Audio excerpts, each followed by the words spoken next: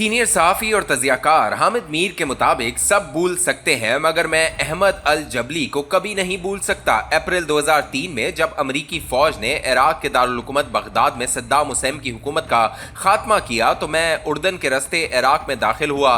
पाकिस्तान में जियो न्यूज़ की नशरियात के आगाज़ को अभी चंद माह हुए थे। जियो न्यूज़ और BBC की टीमें एक साथ बगदाद में दाखिल हुईं। हम सबको बड़ा इश्तियाक था कि सद्दाम हुसैन के कीमियाई और एटमी हथियारों के ठिकानों तक पहुंचकर अपनी माहिराना राय का इज़हार करें, लेकिन BBC की लिज़डो सेट समेत कई मगरबी सहाफ़ियों के कुछ तहफ़्फ़ुज़ात थे। हम सब बगदाद के फ़लस्तीन होटल में ठहरे हुए थे। एक दिन मैंने अमरीकी फ़ौज के एक अफसर का इंटरव्यू किया और इससे पूछा कि क्या आपको सद्दाम हुसैन के कीमियाई और एटमी हथियार मिले। अमरीकी अफसर ने नफ़ी में जवाब दिया और कहा, हम बहुत जल्द वेपन ऑफ मास डिस्ट्रक्शन सामने ले आएंगे। जब हम फ़लस्तीन होटल की छत से अपने वीडियो फ़ोन के ज़रिए ये इंटरव्यू अपने न्यूज़ रूम को भेज रहे थे तो बरतानवी सहाफ़ी फेसेक बड़ी दिलचस्पी से ये इंटरव्यू सुन रहे थे। रॉबर्ट फेसेक को मैं पहले अफ़गानिस्तान में मिल चुका था। उन्होंने मुझे कहा कि अमेरिका को सद्दाम हुसैन के WMD कभी नहीं मिलेंगे। मैंने वजह पूछी तो फेसेक ने कहा, दरअसल WMD एक धोखा है, इनका कोई वजूद ही नहीं। अगले दिन सद्दाम हुसैन के एक मुखालिफ इराकी लीडर अहमद जबली ने बगदाद में प्रेस कॉन्फ्रेंस की और कहा, बहुत जल्द सद्दाम हुसैन के WMD दुनिया के सामने आ जाएंगे। प्रेस कॉन्फ्रेंस में रॉबर्ट फेसेक भी मौजूद थे। उन्होंने अहमद जबली से कुछ सवालात किए, लेकिन वो जवाब दिए बगैर ही अमरीकी सिक्योरिटी के हासार में मौके से गायब हो गया।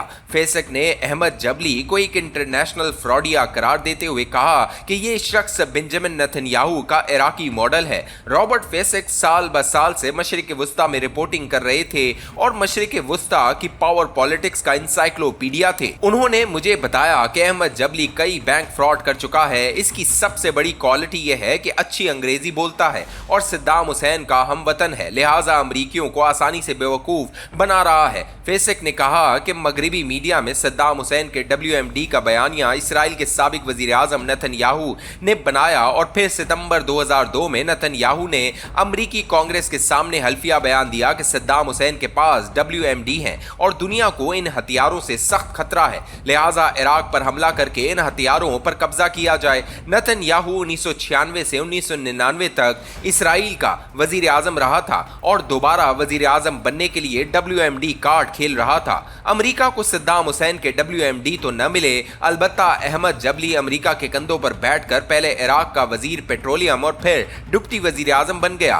कुछ अरसे बाद अमरीकियों को पता चला वो ईरान के साथ भी राब्ते में है, लिहाजा इस फ्रॉडिये को इराक से निकाल दिया गया। 2006 में लेबनान और इसराइल की जंग के दौरान बैरूत में रॉबर्ट फेस्की से दोबारा मुलाकात हुई। फेस्की का कहना था कि जिस तरह अहमद जबली जैसे मफाद परस्तों ने अमेरिका के हाथों इराक को तबाह कराया, अब नेतन्याहू जैसे मफाद परस्त अमेरिका को ईरान के खिलाफ इस्तेमाल करेंगे। मैंने फेसेक से कहा, नेतन्याहू तो अब इसराइल का वज़ीर आज़म नहीं रहा। फेसेक को यकीन था कि आलमी सहूनी तहरीक नेतन्याहू को दोबारा इसराइल का वज़ीर आज़म ज़रूर बनाएगी। फेसेक बार बार नेतन्याहू के बाप का जिक्र करता था जो ग्रेटर इसराइल का हामी था, लेकिन सच्ची बात यह है कि मैं फेसेक की आलिमाना गुफ्तगू पर ज़्यादा तवज्जो नहीं देता था क्योंकि मेरा फोकस जंग की रिपोर्टिंग पर ज़्यादा था। गुज़िश्ता हफ्ते इसराइल ने ईरान पर हमला किया तो हमले की टाइमिंग के बायस मुझे रॉबर्ट फेसेक बहुत याद आए, जो कहा करते थे कि नेतन्याहू अमेरिका को ईरान के खिलाफ इस्तेमाल करेगा। 15 जून को मस्कत में ईरान और अमेरिका के दरमियान मुज़ाकरात का फाइनल राउंड होने वाला था।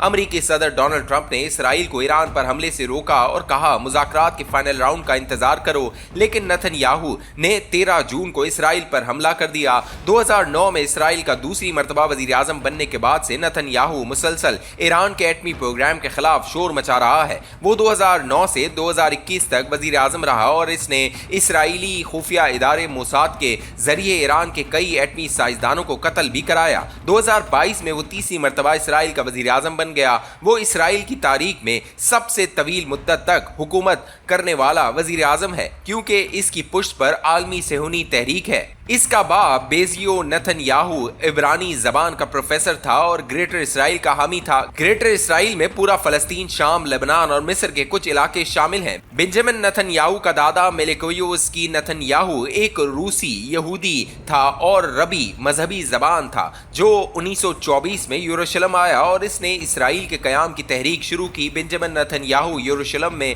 पैदा हुआ, लेकिन इसने अमेरिका की हार्वर्ड यूनिवर्सिटी में तालीम हासिल की। वो 1967 और 1973 की अरब इसराइल जंग में हिस्सा ले चुका है और जंग में जख्मी भी हुआ। वो अपने बाप और दादा की तरह अरबों को फलस्तीन से जलावतन करने और ग्रेटर इसराइल के कयाम पर यकीन रखता है और इस मकसद के लिए अमेरिका को इस्तेमाल करने की कोशिश में है। नेतन्याहू की हर मुमकिन कोशिश है कि किसी न किसी तरह ईरान के खिलाफ जंग में अमेरिका को भी घसीट ले और इसीलिए वो अमेरिकी लहजे में अंग्रेजी बोलकर अमेरिकियों को यकीन दिला रहा है कि मैं तो आपकी जंग लड़ रहा हूं, क्योंकि ईरानी मर्ग बर इजराइल के साथ साथ मर्ग बर अमेरिका का नारा भी लगाते हैं, इसलिए मैं ईरान के एटमी हथियार तबाह कर रहा हूं। नेतन्याहू का ख्याल था कि जिस तरह पिछले साल इसने ईरान में इस्माइल हानिया को कत्ल कर दिया और ईरान इसका कुछ ना बिगाड़ सका, तो इस साल भी ऐसा ही होगा और इसने ईरान पर हमला कर दिया। इस हमले में ईरान की फौजी क़यादत का आसानी से निशाना बन जाना ईरान की नाकामी थी, लेकिन फिर ईरान का जवाबी हमला नेतन्याहू के वहमो गुमान में बिल्कुल न था। यकीनन ईरान का बहुत नुकसान हुआ, लेकिन ईरानी मिसाइलों ने इसराइल का गुरूर खाक में मिला दिया है। मुश्किल इस घड़ी में पाकिस्तान और सऊदी अरब समेत अक्सर मुस्लिम ममालिक ईरान के साथ खड़े हैं। याद रखिए कि अगर इसराइल इस मर्तबा ईरान को जेर करने में कामयाब हो गया तो इसका अगला निशाना पाकिस्तान होगा, क्योंकि मोदी और नेतन्याहू एक है। नेतन्याहू ईरान से ज्यादा इसराइल का दुश्मन निकला है। अहमद अल जबली ने तो अमेरिका के हाथों इराक को तबाह कराया, लेकिन नेतन्याहू की रऊनत ने ईरान के हाथों इसराइल के फौजी गमन का जनाजा निकाल दिया।